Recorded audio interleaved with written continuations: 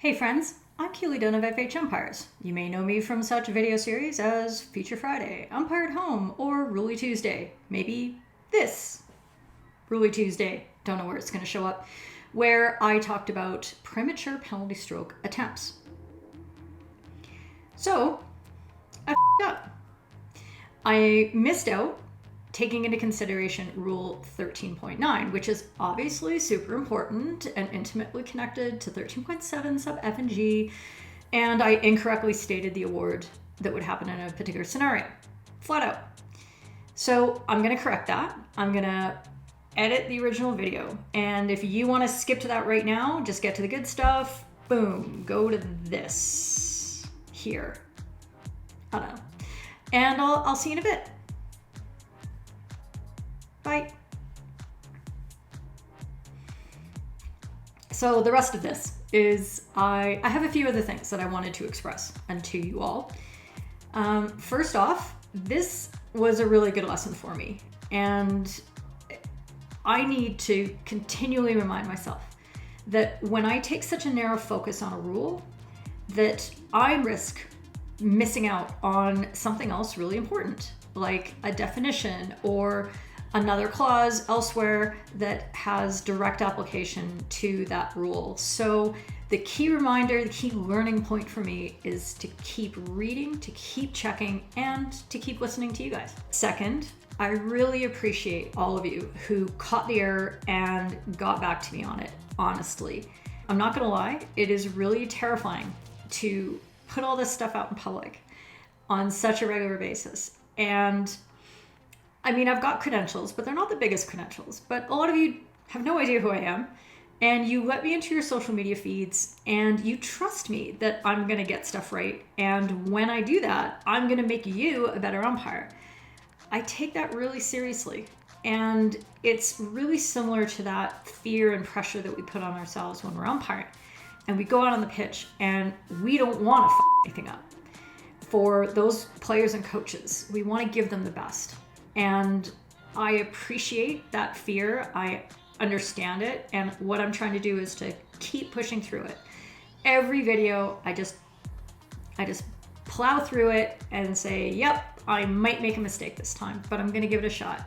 So I really appreciate that you guys give me that space to do that. And we're doing something good here. We are contributing. Even when we make our mistakes, the net balance of what we produce is very positive for our sport. So you keep doing your thing and I'm gonna do my best to keep doing my thing as well.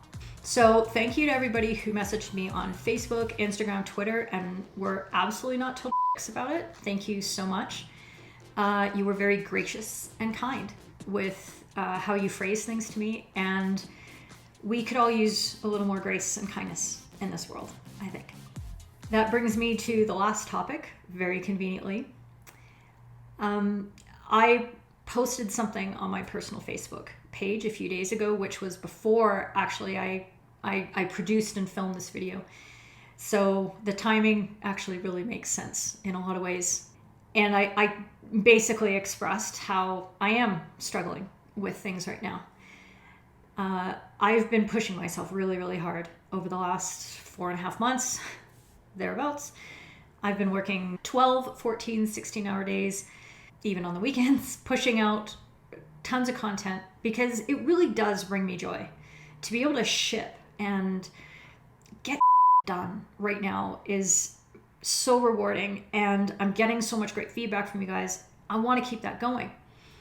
But at the same time, I know it's a coping mechanism because, like many of you, I'm really scared for people that I love around the world.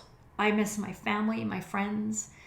I miss playing, coaching, umpiring hockey, traveling, and connecting with the hockey family. I read way too much news. I get way too angry at total strangers, and actually even the people who are close to me who really should know better.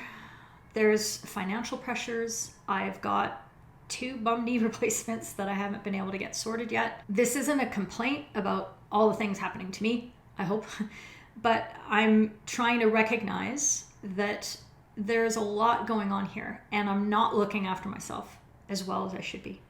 And in turn, that's affecting the product that I'm being able to put out for you guys. And I'm not okay with that.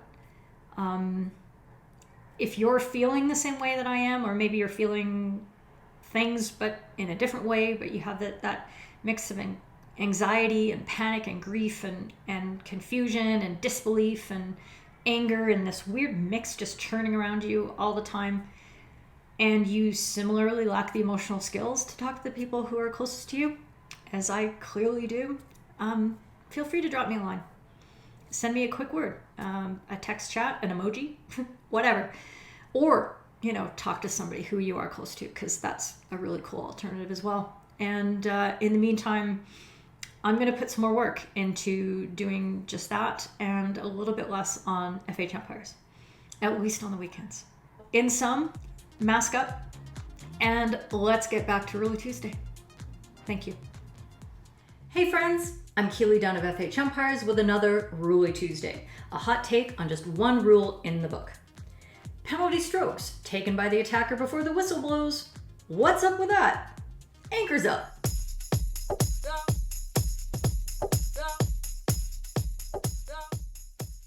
Prince of Wales, Crispy Phillips Adams hit me up to ask, what do we do when the penalty stroke is taken before we've blown the whistle? This is covered in Rule 13.7 F and G. When taking a penalty stroke, the whistle is blown when the player taking the stroke and the player defending it are in position. The player taking the stroke must not take it until the whistle has been blown. The guidance: the player taking the stroke or the player defending it must not delay the taking of the stroke. Pretty clear, right? But as always, the trick is in the application. First off, if the attacker decides to take the stroke early and they score, you give them a dirty look, and then you award a retake according to Rule 13.9A. Smooth sailing. Now, if they miss wide or the goalkeeper makes a save, they've still committed a foul under 13.7G, but you can simply allow that take to stand, as it were, under advantage rules. A 50-meter free hit or an outright free hit, it doesn't make any difference. But there's a reason I kept sub F in the mix here. The whistle is blown when the players are in position. Now, many of us grew up on the practice of asking each player, stroker ready, keeper ready, and then blowing a whistle. Guys, stop that now. As soon as you give the players the ability to steer the ship, Titanic is heading for the iceberg. No, friends, you are the captain of this ship, and you don't ask questions, you issue directions. When you address the players, you simply point at your whistle and say, it's on the whistle. You may do that to the keeper and then to the stroke taker individually. Suddenly, both players realize that you're the boss of this ship, and they won't, as the guidance of G indicates, delay the taking of the penalty stroke with any shenanigans. Now, shenanigans might include replies to a question saying, nope, not ready, or, hey umpire, what did you say? So be the captain, you know when the players are ready. You aren't going to be a jerk and surprise them with a whistle when they're still taking a reasonable amount of time to get into position. But you retaining that element of control is incredibly helpful to avoid those icebergs. Aye, aye, Captain. Did this Ruly Tuesday rock your boat? If you want to hash this out in an online debate, or you've got another wee slice of the rulebook you'd like me to set a navigation chart for, get into the comments, reply, DM, WhatsApp, email, bring it all on board. You can also help keep me afloat with a $3 monthly membership to the FH Umpires Third Team Blue. So sail on over there to FHU3T.com and throw me a line. Ciao for now.